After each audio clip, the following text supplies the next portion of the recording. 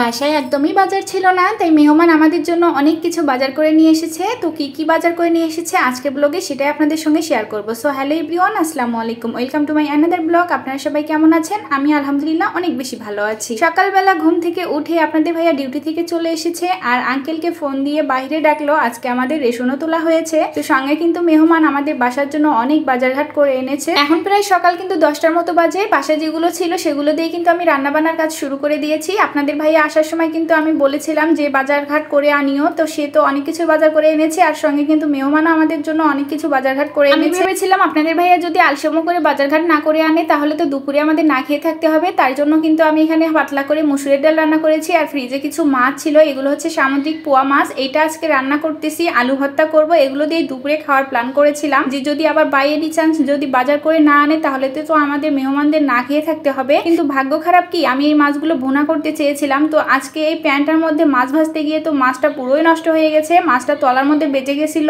যার কারণে মাছগুলো পরবর্তীতে কিন্তু আমি ভর্তা করে নিয়েছি। আর এদিকে ভিডিও করতে করতে তো আমার ভিডিও স্ট্যান্ডটা নষ্ট হয়ে গেছে। তো কি আর করার, আমার ক্যামেরাম্যানের মাথা নষ্ট হয়েছে, তো মাথাটা তো এখন ঠিক করতেই হবে। তো আঙ্কেল আর আপনাদের ভাইয়া কিন্তু ক্যামেরাম্যানের মাথাটা ঠিক করার জন্য কাজে লেগে গেছে। আপনাদের সঙ্গে যেসব ভিডিও আমি সবসময় শেয়ার করি সবগুলোই কিন্তু এই স্ট্যান্ডটা দিয়েই আমার করা। এই ফেসবুক জগতে যখনই আমি পা রাখি তখনই কিন্তু আপনাদের ভাইয়ার পকেট মেরে তারপরে এই স্ট্যান্ডটা আমি কিনেছিলাম চুরি করে। আসলে যখন ভিডিও করতাম তখন চুরি করে সেই স্ট্যান্ডটা খাটের তলায় রেখে তারপর কিন্তু ভিডিও করতাম। আপনাদের ভাইয়া যখন ডিউটিতে থাকতো তখনই কিন্তু চুরি করে আমি ভিডিওগুলো করে রাখতাম। আমি যখন পেজে প্রথম ভিডিও দিতাম আপনাদের ভাইয়া কিন্তু একদমই জানতো না। আমার পেজে যখন 3000 ফলোয়ার হয়ে গেল তখনই কিন্তু আপনাদের ভাইয়াকে আমি বলেছিলাম। তো যাই হোক, এখানে আমি লাল লাল করে কিন্তু আলু ভর্তাটা বানিয়ে নিয়েছি আর কাঁচা পেঁয়াজ দিয়ে কিন্তু সবসময় আমি আলু ভর্তাটা বানাই। তো এদিকে আজকে দেখাচ্ছি মেহমান আমাদের জন্য কি এনেছে। মেহমান অবশ্যই জানে যে আমি হাঁসের মাংস অনেক বেশি পছন্দ করি, সেই জন্য আঙ্কেল কিন্তু বাজার থেকে এখানে একটা হাঁস কিনে এনেছে আমাদের জন্য। আর এখানে আপনাদের ভাইয়া কিছু আম এনেছিল, ওকে আম আনতে বলেছিলাম। আর বাসায় রসুন পেঁয়াজ